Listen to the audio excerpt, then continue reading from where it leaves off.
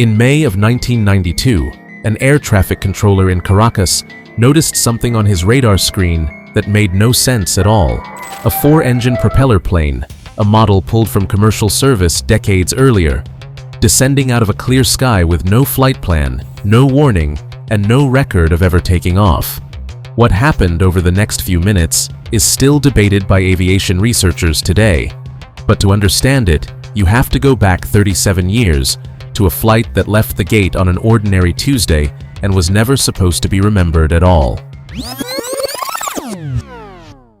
On the morning of July 2, 1955, a Pan American World Airways Douglas DC-4 was getting ready for that flight.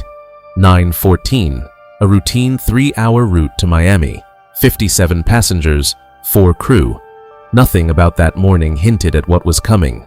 At 9:55 in the morning, the DC-4 picks up speed down the runway and climbs above the airport. In the cockpit, the captain confirms altitude and heading with the tower. No static, no issues. Back in the cabin, it's about as calm as a flight can get. Some passengers read the morning paper, a couple light up cigarettes, nothing unusual for 1955. The engines hum along steady, the sky stays clear, and nothing seems out of place.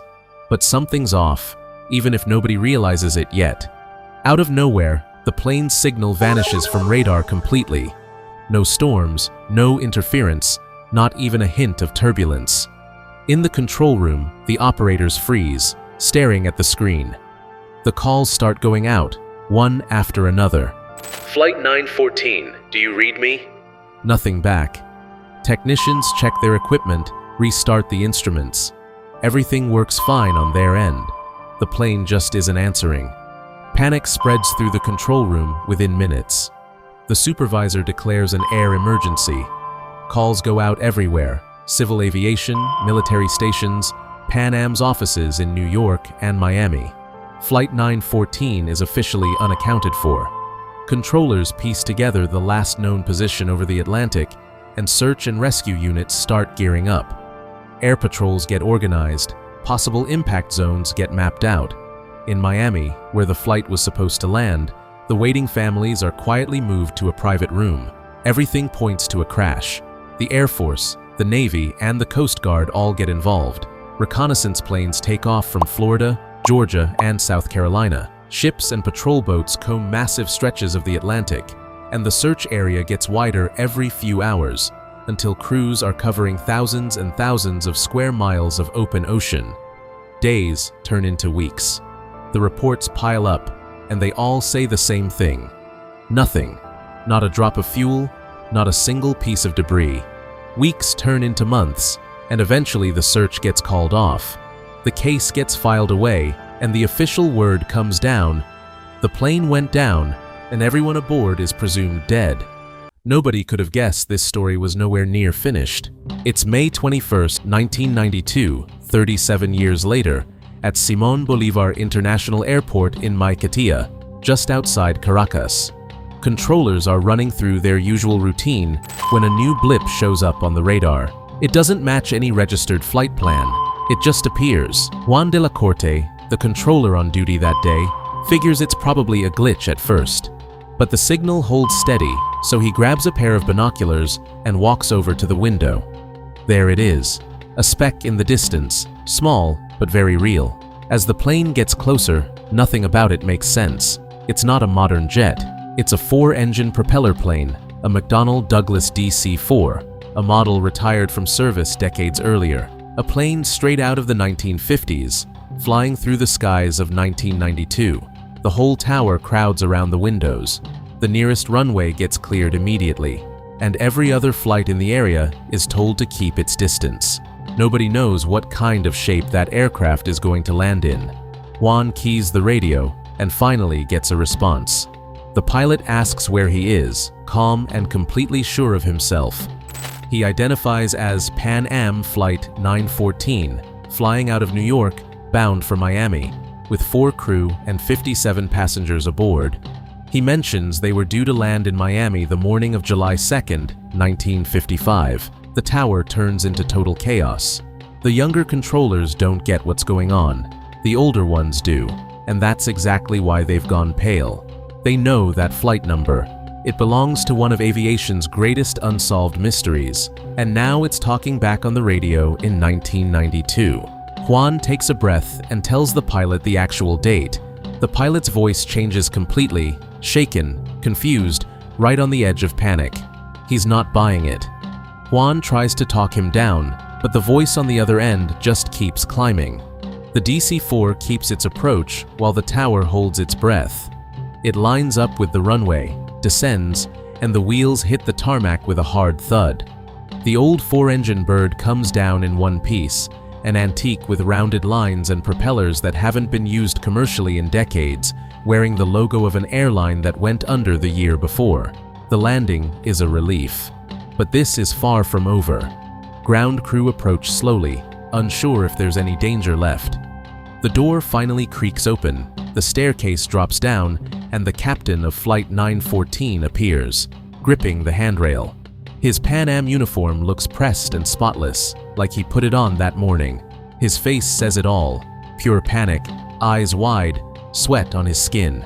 He doesn't recognize the other planes on the tarmac or the ground vehicles around him. Everything belongs to a world that, for him, doesn't exist yet, and that's what breaks him. He freezes, shouts something at the crew approaching, and in one sudden move turns around and climbs back inside. The door slams shut, the engines roar to life, and Pan Am 914 takes off down the runway without clearance, leaving behind an airport full of people who can't believe what they just watched. The plane disappears again.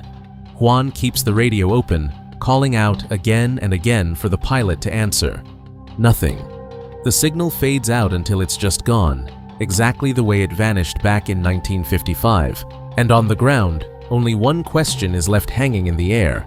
Did a plane really just travel through time? The most popular theory is that the plane accidentally flew into a wormhole, a shortcut through space and time.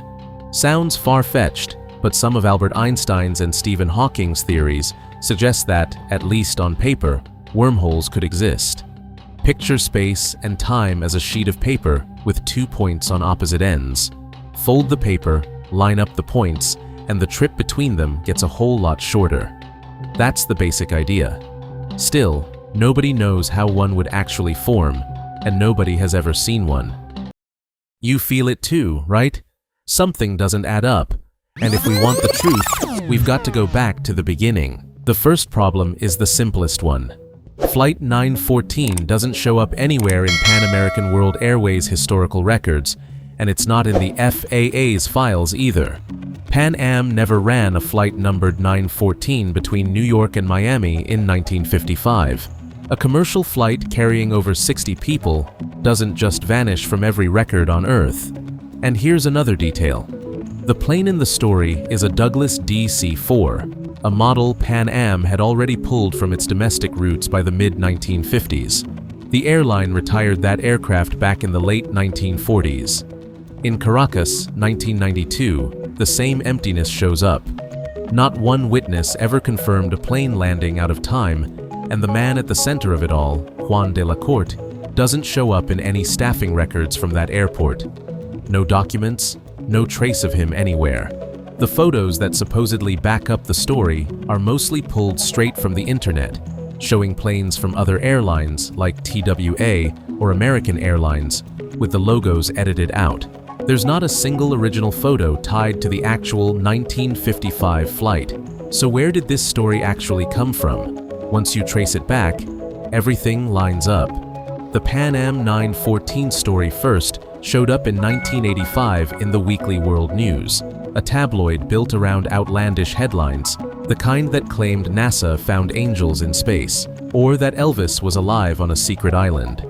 The article presented Flight 914 as an exclusive, with no documents and no official records to back it up. It read like a closed story, written to grab attention from the first line. And here's the kicker. In 1985, nobody fact-checked it, because it ran in a paper built entirely on impossible stories.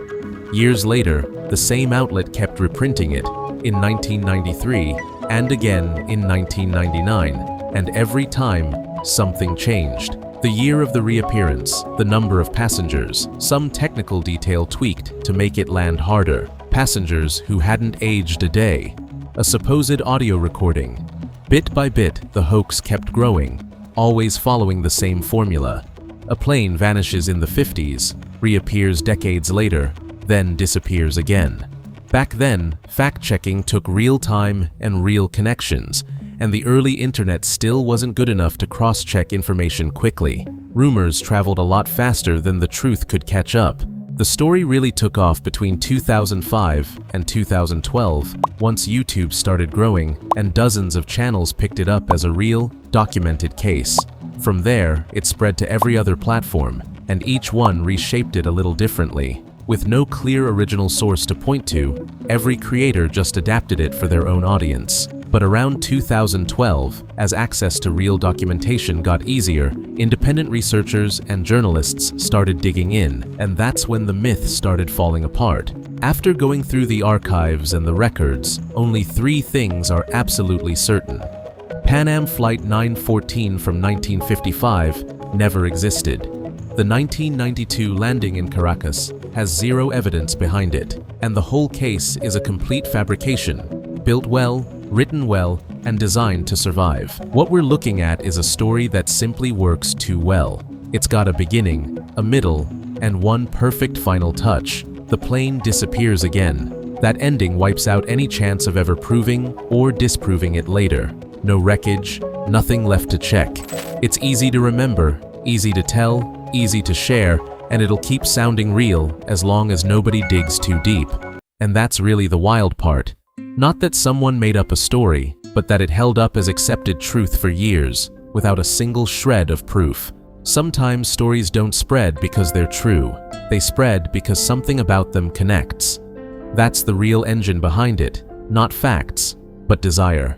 Human memory doesn't hold on to data, it holds on to feelings, wonder, nostalgia, unease.